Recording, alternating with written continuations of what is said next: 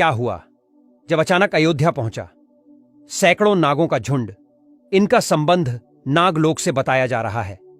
आखिर राम मंदिर प्राण प्रतिष्ठा से पहले अचानक इतने सारे चमत्कार क्यों हो रहे हैं? सबसे पहले गिद्धों का झुंड राम मंदिर के आसपास दिखाई दिया, जिसे जटायु के वंशज कहा जा रहा है। लोग इनकी पूजा कर रहे हैं। इसके बाद कुछ भालू अयोध्या में अचानक से देखे गए, जो कि जामवंत का प्रतीक है। लेकिन अब एक ऐसा चमत्कार देखने को मिल रहा है जो अयोध्या के लोगों के लिए ही खतरा साबित हो रहा है। आज की वीडियो में बहुत बड़े रहस्य से पर्दा उठने वाला है। आखिर राम जी का नागों के साथ क्या संबंध है? आखिर प्राण प्रतिष्ठा से पहले इतने सारे नाग एक के बाद अयोध्या में क्यों निकल रहे हैं, वह भी अलग अलग प्रजाति के? आगे बढ़ने से पहले अगर आप भी एक सच्चे सनातनी हैं तो इस वीडियो को लाइक करके कमेंट बॉक्स में जय श्री राम जरूर लिखें। 22 जनवरी सोमवार के दिन अयोध्या के नवनिर्मित राम मंदिर में होने जा रही राम लल्ला की प्राण प्रतिष्ठा का सभी देशवासियों को बेसब्री से इंतजार है। राम जी के भव्य स्वागत की तैयारी जोरों शोरों पर है। यह तारीख कोई आम तारीख नहीं है, बल्कि इसके पीछे बहुत ही खास महत्व छिपा हुआ है। आखिर राम मंदिर की प्राण प्रतिष्ठा के लिए 22 जनवरी का समय ही क्यों चुना गया? इसके पीछे का रहस्य जानकर आपके भी होश उड़ जाएंगे। युग में प्रभु श्री राम का जन्म अभिजीत मुहूर्त में हुआ था। 22 जनवरी सोमवार के दिन मृग शीर्ष नक्षत्र में अभिजीत मुहूर्त का संयोग बन रहा है। यही कारण है कि इस तिथि को राम लल्ला की प्राण प्रतिष्ठा के लिए चुना गया है। साथ ही यह भी माना जा रहा है कि इस शुभ मुहूर्त में राम लल्ला की प्राण प्रतिष्ठा करने से प्रभु श्री राम सदैव मूर्ति के अंदर विराजमान रहेंगे। लेकिन जैसे जैसे प्राण प्रतिष्ठा का समय नजदीक आ रहा है, वैसे वैसे अलग अलग प्रजाति के नाग अचानक ही अयोध्या में प्रकट हो रहे हैं, जो कि अयोध्या वासियों के लिए खतरा बनते जा रहे हैं। लेकिन गिद्धों का और भालुओं का संबंध तो प्रभु श्री राम से बताया जाता है। उन्होंने रामायण में उनकी सहायता भी की थी। लेकिन इन नागों का श्री राम के साथ क्या संबंध है? आज की वीडियो में इस रहस्य से पर्दा उठने वाला है। चौंकाने वाली यह है कि इनमें 2 प्रजाति के नाग अलग अलग क्षेत्र में बार बार निकल रहे हैं, जिनका संबंध वासुकी और तक्षक नाग के साथ जोड़ा जा रहा है। ऐसा कहा जाता है प्रभु श्री राम के भाई लक्ष्मण साक्षात अनंत शेष नाग का रूप है, और वासुकी नाग, तक्षक नाग और शेष नाग तीनों ही आपस में भाई है, जिसमें तक्षक और वासुकी नाग पाताल में निवास करते हैं और शेष नाग बैकुंठ में भगवान विष्णु की सेवा करते हैं। तो अंदाजा लगाया जा रहा है कि जब प्रभु श्री राम अपने भाई लक्ष्मण यानी शेषनाग और माता सीता के साथ अयोध्या धाम पहुंच रहे हैं, तो क्या शेषनाग के दोनों भाई पाताल में से उनसे मिलने के लिए बार बार प्रकट हो रहे हैं? दोस्तों, यह रहस्य बहुत बड़ा है, क्योंकि अयोध्या के क्षेत्र से जब एक सांप को पकड़कर सुरक्षित इलाके में छोड़ा जाता है, तो वही सांप पुनः राम मंदिर परिसर में भी देखा जाता है, जिससे कई बार मजदूरों को भी काम करने में भय महसूस होता है। लेकिन जय श्री राम का नाम उन्हें हिम्मत देता है। आप भी नीचे कमेंट बॉक्स में जय श्री राम जरूर लिखें। लेकिन दोस्तों, प्रभु श्री राम का नागलोक के वीडियो के साथ क्या संबंध है, वह सच्चाई जानकर आपके पैरों तले जमीन खिसक जाएगी, क्योंकि पूरे घटनाक्रम को मल्टीवर्स के साथ जोड़कर देखा जा रहा है, जिसे हिंदी में सृष्टि चक्र कहते हैं। मल्टीवर्स की सच्चाई जानकर आपके भी रोंगटे खड़े हो जाएंगे। जिस संसार में हम रहते हैं वह सृष्टि व विनाश के चक्र से गुजरती है। इस संसार के प्रत्येक सृष्टि चक्र को एक कल्प कहा जाता है। हर कल्प के 4 युग या 4 भाग होते हैं। दूसरे भाग या त्रेता युग में राम अयोध्या में जन्म लेते हैं और रामायण करके फिर से बैकुंठ लौट जाते हैं। यानी कि अगर आप इस पृथ्वी पर अपना जीवन यापन कर रहे हैं, आप जो घटनाक्रम कर रहे हैं, वही बराबर घटनाएं किसी और यूनिवर्स या कल्प में आपके ही रूप के साथ पुनः होने वाली है या फिर हो चुकी है। आगे मल्टीवर्स की सच्चाई को साबित करने के लिए एक ऐसी पौराणिक घटना आपको बताएंगे, जिसे जानने के बाद आपको भी मल्टीवर्स की सच्चाई पर यकीन होने लगेगा। इस दुनिया में केवल 3 विद्वानों को मल्टीवर्स को देखने की और उनमें जीने की, टाइम ट्रेवल करने की इजाजत दी गई है, जिसमें पहले है वासुकी नाग, दूसरे हैं तक्षक नाग और तीसरे हैं काकभुशुंडी। देव तक्षक और वासुकी नाग के बारे में हम आपको बता चुके हैं, लेकिन सवाल उठता है, आखिर काकभुशुंडी कौन है और आखिर इन्हें प्रभु श्री राम ने अमर कैसे बनाया? वेदों और पुराणों के अनुसार काकभुशुंडी ने 11 रामायण और 16 महाभारत देखी हैं। वह कल्प के अंत तक अपने शाश्वत स्वरूप में जीवित रहेंगे। भगवान राम ने ही काकभुशुंडी को अमर बनाया था। कोय के रूप में अपने एक जन्म के दौरान काकभुशुंडीर मुलाकात बालक राम से हुई। प्रभु खेल रहे था और उसने उसे पकड़ने की कोशिश की। समय आने पर काकभुशुंडी को भगवान के मुख के दर्शन हुए। बालकराम के मुख में आकाश गंगा हो और ब्रह्मांड को देखने के बाद काकभुशुंडीर से दूर उड़ना बंद कर दिया और उनके पास लौट आए। काकभुशुंडी ने भगवान राम को न पहचानने के लिए क्षमा मांगी। भगवान ने उन्हें दिव्य मुस्कान दी और काकभुशुंडी से उनकी इच्छा पूछी। काकभुशुंडी ने कहा कि वह भगवान राम के प्रति अपनी भक्ति हमेशा हमेशा के लिए करना चाहते हैं। काकभुशुंडी के प्रेम और समर्पण से प्रसन्न होकर भगवान राम ने उन्हें आशीर्वाद दिया कि काल काकभुशुंडी को नहीं मार सकता और वह इस कल्प के अंत तक जीवित रहेंगे, जिसके बाद सृष्टि के 27 चक्रों तक जीवित रहे। उन्हें अमृता का वरदान प्राप्त हुआ।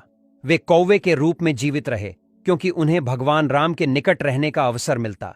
जब भी भगवान राम का जन्म होता है वह अयोध्या जाते हैं और भगवान राम को एक बच्चे के रूप में बड़े होते और खेलते हुए देखते हैं।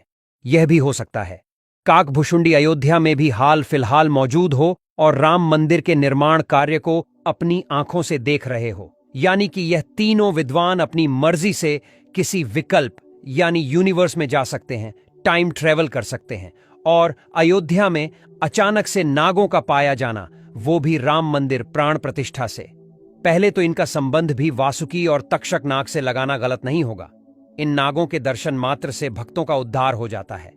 लेकिन कई लोग होंगे जो अभी भी मल्टीवर्स यानी सृष्टि चक्र को मानने को तैयार नहीं होंगे। लेकिन आगे हम एक ऐसी सच्ची कहानी आपको बताने जा रहे हैं जिसका संबंध रामायण से जुड़ा है, और इसे जानकर आपको विश्वास हो जाएगा कि मल्टीवर्स वास्तव में होता है। जिस तरह दुनिया में आने वाला हर इंसान की मृत्यु निश्चित होती है, उसी तरह इंसान रूप में जन्म लेने वाले भगवान के अवतारों का भी इस धरती पर एक निश्चित समय है। वह समय समाप्त होने के बाद उन्हें भी अपने प्राण त्याग करके अपने लोक वापस लौटना पड़ रहा था। उसी प्रकार भगवान श्री राम भी इस लोक को छोड़कर वापस विष्णु लोक गए। भगवान श्री राम के मृत्यु में सबसे बड़ी बाधा उनके प्रिय भक्त हनुमान थे, क्योंकि हनुमान के होते हुए यम की इतनी हिम्मत नहीं थी कि वह राम के पास पहुंच चुके। लेकिन स्वयं श्री राम से इसका जो हल निकाला वो मल्टीवर्स यानी सृष्टि चक्र के साथ जुड़ा हुआ है। एक दिन राम जान गए कि उनकी मृत्यु का समय हो गया था। वह जानते थे कि जो जन्म लेता है उसे मरना पड़ता है। उन्होंने कहा कि यम को मुंह तक आने दो, मेरे लिए वैकुंठ, मेरे स्वर्गीय धाम जाने का समय आ गया है। लेकिन मृत्यु के देवता यम अयोध्या में प्रवेश करने से डरते थे, क्योंकि उनको राम के परम भक्त और उनके महल के मुख्य प्रहरी हनुमान से भय लगता था। यम के प्रवेश के लिए हनुमान को हटाना जरूरी था, इसलिए राम ने अपनी अंगूठी को महल के फर्श के एक छेद में से गिरा दिया और हनुमान से इसे खोज कर लाने के लिए कहा। हनुमान ने स्वयं का स्वरूप छोटा करते हुए बिल्कुल भंवरे जैसा आकार बना लिया और केवल उस अंगूठी को ढूंढने के लिए छेद में प्रवेश कर गए। वह छेद केवल छेद नहीं था, बल्कि एक सुरंग का रास्ता था जो सांपों के नगर नागलोक तक जाता था। हनुमान नागों के राजा वासुकी से मिले और अपने आने का कारण बताया। वासुकी हनुमान को नागलोक के मध्य में ले गए, जहां अंगूठियों का पहाड़ जैसा ढेर लगा हुआ था। वासुकी ने कहा, यहां आपको राम की अंगूठी अवश्य ही मिल जाएगी। हनुमान सोच में पड़ गए कि वह कैसे उसे ढूंढ पाएंगे, क्योंकि यह तो भूसे में सुई ढूंढने जैसा था। लेकिन सौभाग्य से जो पहली अंगूठी उन्होंने उठाई वह राम की अंगूठी थी। आश्चर्यजनक रूप से दूसरी भी अंगूठी जो उन्होंने उठाई वह भी राम की ही अंगूठी थी। वास्तव में वह सारी अंगूठी जो उस ढेर में थी सब एक ही जैसी थी। इसका क्या मतलब है? वह सोच में पड़ गए। वासुकी नाग वाले जिस संसार में हम रहते हैं वह शुरू भी होता है और प्रलय के साथ उसका अंत भी हो जाता है। प्रत्येक कल्प में 4 युग आते हैं और समाप्त भी होते हैं, और हर सतयुग के अंत में एक वानर इस अंगूठी का पीछा करता है और पृथ्वी पर राम मृत्यु को प्राप्त होते हैं। इसलिए यह सैकड़ों हजारों कल्पों से चली आ रही अंगूठियों का ढेर है। सभी अंगूठियां वास्तविक हैं। अंगूठियां गिरती रहीं और इनका ढेर बड़ा होता रहा। भविष्य के रामों की अंगूठियों के लिए भी यहां काफी जगह है। हनुमान जान गए कि उनका नागलोक में प्रवेश और अंगूठियों के पर्वत से साक्षात कोई आकस्मिक घटना नहीं थी। यही मल्टीवर्स का रहस्य था। यह राम जी का उनको समझाने का मार्ग था कि मृत्यु को आने से रोका नहीं जा सकेगा। राम मृत्यु को प्राप्त होंगे, संसार समाप्त होगा, लेकिन हमेशा की तरह संसार पुनः बनता है और राम भी पुनः जन्म लेंगे। इस घटना के बाद प्रभु श्री राम सरयू नदी में समाहित हो गए। उनके साथ अयोध्या का एक एक वासी भी सरयू नदी में समाहित हो गया। यहां तक कि कीट पतंगे और अयोध्या के पशु पक्षी भी सरयू नदी में समाहित हो गए। ऐसा कहा जाता है, अयोध्या में जितने भी रहिवासी रह रहे थे वह सभी देवी देवताओं के ही अंश पूरा थे, जो प्रभु श्री राम की लीला को अपनी आंखों से देखने के लिए अयोध्या में रहवासियों की तरह रह रहे थे। जब रामायण काल हुआ तो वह भी प्रभु श्री राम के साथ अपने अपने धाम लौट गए। मात्र अयोध्या का भूभाग ही बच गया और वर्षों तक यह भूमि यूं ही पड़ी रही। बाद में श्री राम के पुत्र महाराज कुश ने अयोध्या को फिर से बसाया। इसका वर्णन कालिदास के ग्रंथ रघुवंश में मिलने की बात कही जाती है।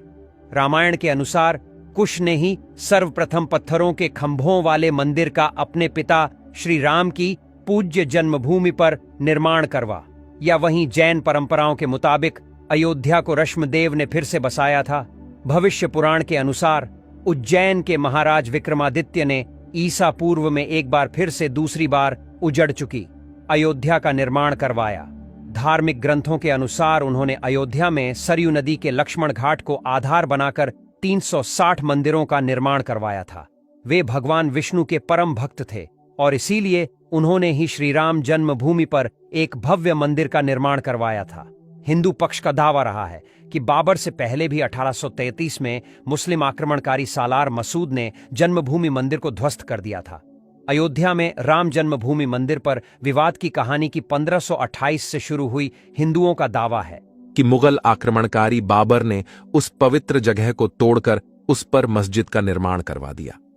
अयोध्या राम जन्मभूमि बाबरी मस्जिद विवाद पर अपना ऐतिहासिक फैसला देते समय सुप्रीम कोर्ट ने उन सिख ग्रंथों को भी अहम सबूत माना है, जिसके मुताबिक सिख धर्म के संस्थापक गुरु नानक देव जी आक्रमणकारी बाबर के भारत आने से पहले ही भगवान राम की जन्मभूमि के दर्शन के लिए अयोध्या पहुंचे थे। गुरु नानक देव जी 1510 से 1511 के बीच अयोध्या आए थे, जबकि बाबरी मस्जिद 1528 में बनाई गई थी। इतिहासकारों के अनुसार वहां पर बाबर के कहने पर उसके एक सूबेदार ने मस्जिद का निर्माण करवाया था। 23 दिसंबर 1939 को राम जन्मभूमि मंदिर के इतिहास में एक बार से जबरदस्त मोड़ आ गया। उस दिन रामलल्ला की प्रतिमा मस्जिद के अंदर अचानक से विराजमान पाई गई। यह विवाद इतना बढ़ा कि आखिरकार तत्कालीन सरकार उस ढांचे को विवादित मानकर उस पर ताला लगवा देना पड़ा। ढांचे के अंदर नमाज रुक गई, लेकिन बाहर राम चबूतरे और परिसर के बाकी हिस्सों में पूजा अर्चना निरंतर चलती रही। 6 दिसंबर 1992 को अयोध्या में राम जन्मभूमि आंदोलन से जुड़े लाखों कार सेवक जुटे थे। उन्होंने ही उस विवादित ढांचे को ध्वस्त कर दिया। भगवान राम लल्ला ढांचे से निकलकर स्थायी टेंट में आ गए। यानी कि राम मंदिर का इतिहास बहुत बड़ा है, कई लोगों के संघर्ष की कहानी है और कई कार सेवकों के बलिदान का प्रतीक है। भले ही हम इस संघर्ष में भाग नहीं ले सके, लेकिन यह हमारा सौभाग्य है कि हम राम मंदिर को बनता हुआ अपनी आंखों से देख रहे हैं। तो दोस्तों, आज के लिए बस इतना ही। अगर आपको वीडियो अच्छी लगी हो तो वीडियो को लाइक करें, दोस्तों के साथ शेयर करें और चैनल को सब्सक्राइब करना न भूलें, ताकि आने वाली नई वीडियो आपको सबसे पहले मिल सके। धन्यवाद।